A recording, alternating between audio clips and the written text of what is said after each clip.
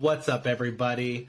You're back. You're listening to what we think is the greatest Portland real estate show, the greatest, most boring. But my name's David.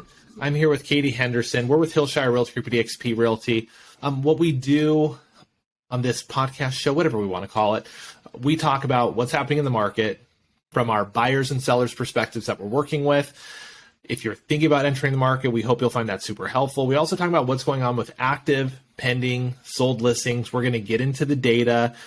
We believe that our clients should be the most educated clients in the marketplace.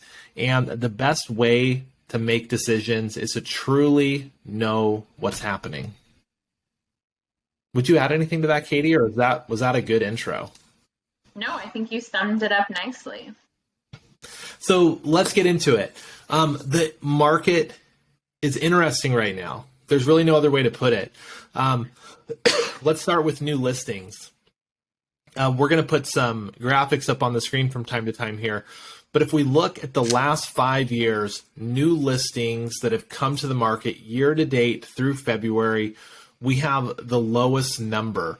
3,727 listings have come to the market since the beginning of the year. If we look at that on average, a normal market, 2019, we had 5,500 roughly. In 2020, we roughly had 5,500. 2021, we had about 5,000. And last year, we had about 4,900. So we have a huge deficit of listings. Mm-hmm. Katie, she is like panic refreshing our MLS every day in the office, looking for new listings for our clients. You guys, if you are a seller thinking about selling, you can.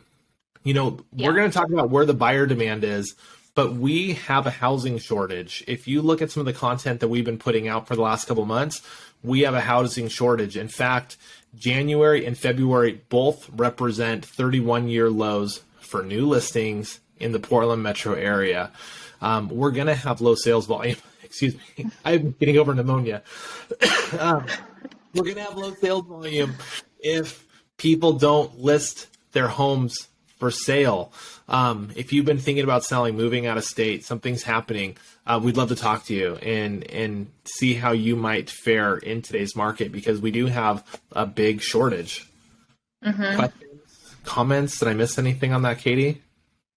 No, that's been my experience too. I certainly have a backlog of buyers who I would love to call with good news that I have the perfect property that they've been waiting for, and there's just not much out there, unfortunately. Yeah, and this could be this trend, right? Generally, November, December, January, February are our worst months for new listings. But, during the pandemic, we had low interest rates, we had high demand, and we had a lot of people selling, like a lot. Like 2021, we had the most sales in over a decade, for 1 year. What's crazy is that demand is lower because of interest rates, but since the supply is so much lower, we're starting to experience some of the same things that we saw during 2021 happen in 2023 in multiple offer situations in certain price points. So, yeah. Want to add anything? No, okay. You summed it up. I agree. So I have a tendency to dominate these. So if you're watching this and you want me to shut up and Katie to talk more, comment, or Katie, you just talk over me, okay? Okay, I can do that. Okay, so let's move to pending sales. Mm-hmm. Hey, if we have a lower amount of new listings, we have a lower amount of pending sales. Now, we had 3,727 new listings. We had 3,396 new pending sales. If we added December, we're not going to go through the numbers, but there were only 95 fewer sales than we had pending, or 95 fewer new listings than pending sales. So we do have some inventory that's been sitting on the market for months. In the Portland metro area, there's a little bit over 2,000 homes that are just kind of on the market at any given time, 2,500. It's fluctuating. but we actually are seeing a pretty close ratio of the homes listing for sale and pendings happen. And that's actually driven down months of inventory to 1.9 months. If this was 2021 and we had 1.9 months of inventory, every realtor would be like screaming on Instagram or wherever you're listening to them, but there's no houses to buy, right? The tune has changed, obviously, but when we're looking at, months of supply at 1.9 months, it actually is firmly a seller's market, but lots of sellers are acting like it's a buyer's market because of rates. So if you're a buyer, if the right house is available for you, you may or may not have the opportunity to negotiate. But one thing that is nice in the last 12 months, we've seen the average sales price increase by 5.4%. That is good news for a buyer, because when you buy something, you want to have some certainty that values are going to increase. Yeah, and I would say I feel like the nature of pending sales feels different now. When rates were lower, that thing was probably going to close because we were waiving contingencies left and right. Now buyers have regained a little bit of their confidence, and so they're going to ask for things. And if the seller's frustrated with those requests, like you said, I always refresh the MLS to see if that property's come back on the market. That feels like it's happening more frequently now. Yeah, 2021 was really a market of certainty. If you were a seller, you were certain you were going to sell your house for a lot. If you're a buyer, you were going to buy a house and you were going to get appreciation. And let's be real, that people aren't really buying the price of the home. They're buying the monthly payment. Housing prices are increasing, and so are monthly payments, right? And that creates a challenging circumstance for buyers when if we watch the news, we would think people are giving their houses away, or should be. And because the rate's higher, I'm going to get this great deal on a property. This is just supply and demand. Demand's down, but so is supply. Demand's down, so is supply. So things are in balance, and you're still seeing home price appreciation, especially in certain price points, like under $600,000. And, depending on where you live, a lot of appreciation in the southwest suburbs where we have a tendency to work a lot. Moving to closed sales. 2022, actually the first 2 months of the year, we had a lower number of closed sales than we've had so far this year, which is interesting. But closed sales, actually, I think that slide that I was looking at is incorrect. So hold on. Closed sales were down 26% from the same time period last year, but new listings are down around the same. But pending or closed sales in February increased 31% over January. It's great to see that properties actually close. What we generally are really looking at, on this show are what's happening with actives, what's happening with pending, what's happening with the 12-month rate of appreciation, because those are like the leading indicators of what's going to be happening in the market. So let's just talk about buyer experience right now, because Katie, I know you're working with a lot of buyers right now. I don't want to say dealing with, you're working with a lot of buyers right now. And let's not even talk about some of the negotiation stories. Let's just talk about what buyers are going through as they're shopping, what's causing them to move forward, what's causing them to pause. Let's talk about those things.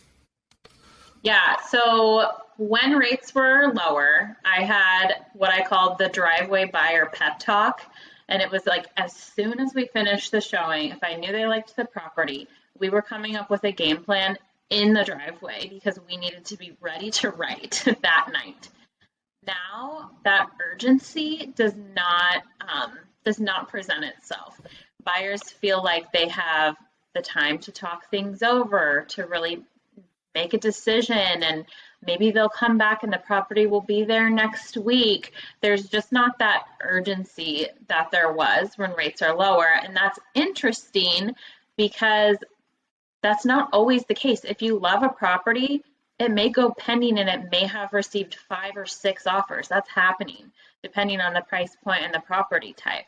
So I think you referred to this earlier as an interesting market. It's really funny. This morning, I was having my coffee and I was like, this market's weird. Weird was the best word I had to describe it, because it's a little nonsensical, but that's just been my experience. Overall, I would say that urgency to act that was there previously has kind of declined. Yeah. Like if you're listening to this and you're thinking about buying a home, what's interesting is when people get to us, it's because they want to buy a house, right? And my experience over like 15 years of helping people go through this is some people are just excited no matter what. But most people, they want to buy, and in a marketplace like this, they're skeptical. Mm-hmm. Their guard is really up because they don't want to make a bad decision. We're not in the business of helping people make bad decisions. We don't want anyone to buy the wrong house. We don't want anyone to buy a house where they'd be married to their mortgage. Sometimes taking a pause and a step back is the right thing to do. Yeah. Right now, a lot of people are taking a pause and a step back just because they're scared. And not to make this sound like a motivational pep talk, but things that are good oftentimes are scary. Things that are hard oftentimes lead to really good things. Buying a home is this huge emotional investment that we don't always talk about. It's a very complex emotional transaction. It's also one of the most expensive transactions someone's ever going to do. A home buyer taking on a $500,000 mortgage debt, it feels really, really scary. Now, to try to add some certainty, right? We always talk about the history of the Portland real estate market.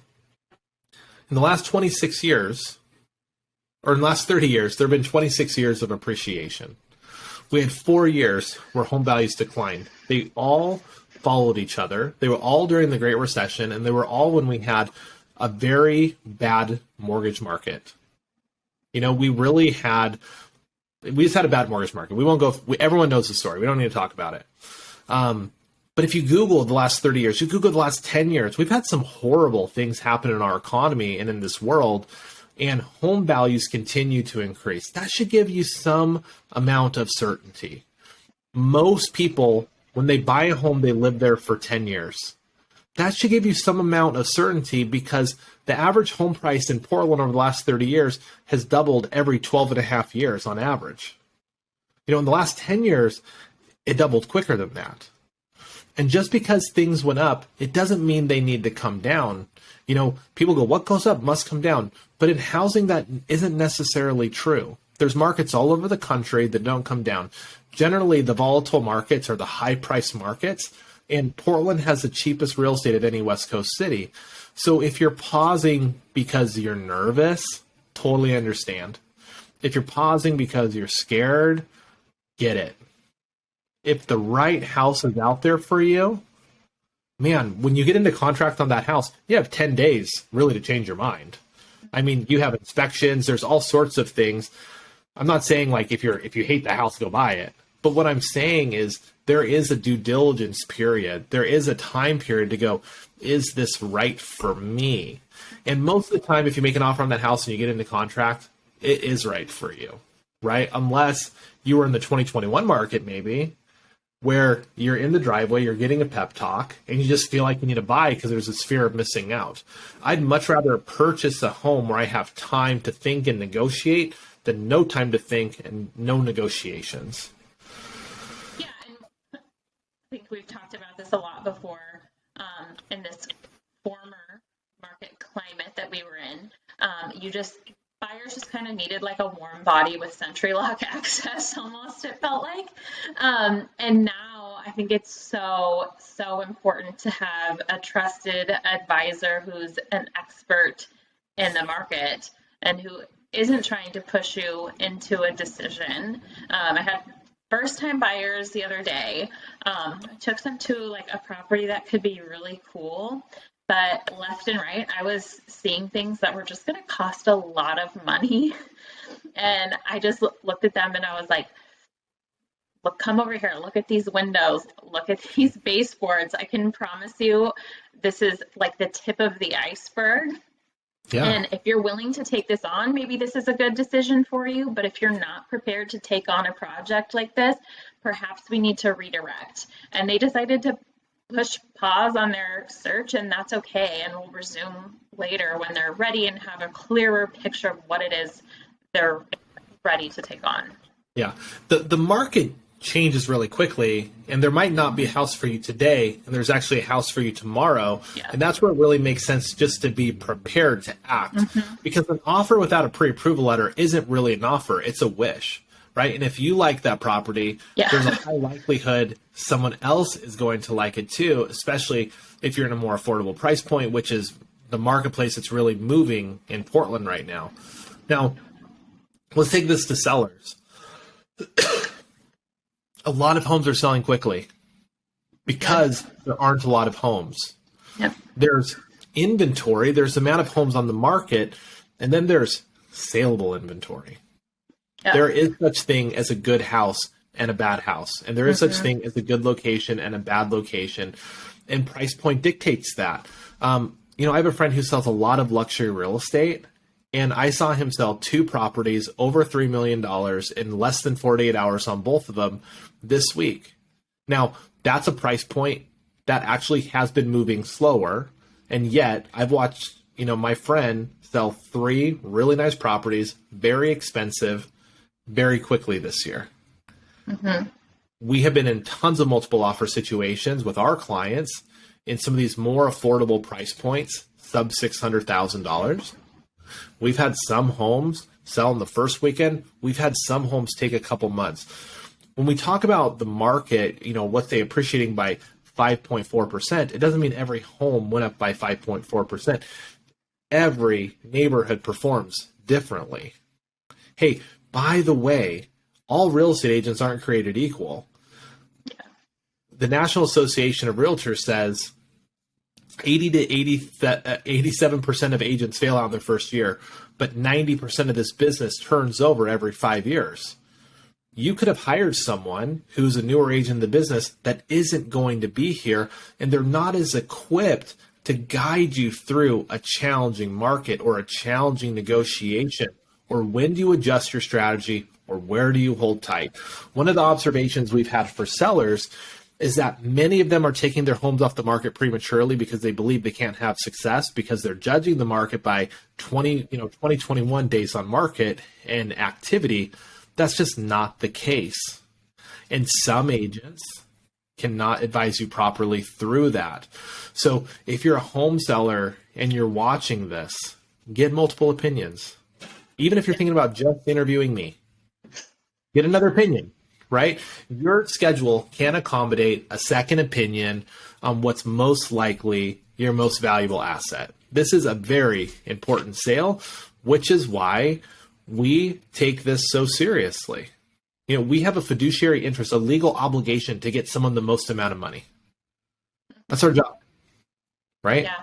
And I would argue as a seller, something you should consider is that probably putting your house on the MLS isn't enough right now. When you're interviewing agents, I would ask them, what are you going to do differently to get me the most money for my property? What is your network like? Who are you going to call? How are you going to drive traffic to my house to net me the most money from this sale? Ask these agents the hard questions when you're choosing a listing agent at an appointment. Ask your agent to tell you something intelligent about the market. Yeah. Here's the thing. A lot of real estate agents, they're dealing in friendship. And this is an advisory business. Katie alluded to it earlier. We were kind of in this warm body market of availability real estate market. I had someone call me the other day and he left a message like, well, you should have answered your phone. And I know it's like a real estate call. I even called the guy back because I don't want to work with someone like that. But let's be honest, right? He called me at 10. I listened to his voice message at noon. If I want to get surgery, if I want to work with a CPA, if I'm going to go to a dentist, I don't expect them just to be sitting by their phone going, gosh, someone please call me because I need someone to help. Right? Like that is a crazy, unrealistic expectation. You want to work with someone who knows what they're doing, that's in demand. When I hire real estate agents to work for me, I don't want someone that I call on a Wednesday And they're like, yeah, let me come over and join Hillshire Realty Group today, right? Because best people are gainfully employed and they probably like where they are. So, if you are a seller, we might talk to you and say, yeah, right now is not the right time. But if you're a seller, we might say, this is the perfect time for you, given this, this, this, this, and this. I promise you, we will tell you something intelligent about the market and how it's going to either help you or maybe why you should pause what you're thinking. Did we cover everything or should we keep going? I mean, we could keep going. It's up to you. We can keep going. We're not going to keep going. So if you guys have questions, if you're a buyer thinking about buying, right? I just had a conversation with a guy who's wondering if he should rent or buy. We gave him a strategy. We're going to work on some things for him so he can make a decision that's best for him. If you're a seller and you're wondering, what should I do? Maybe you tried to sell your home before and it didn't sell and you're wondering about, should I re-enter the market? We'd love to have that conversation with you. We do these videos to educate you, but also in hopes that you will just like this video and leave a comment and subscribe to our channel and someday buy and sell real estate with us. We want to help good people buy and sell real estate and help you make really good choices. If you have questions, you can email us at hello@hillshirerealtygroup.com. Make sure to like, share, subscribe, do the things, and we'll see you next time. Bye.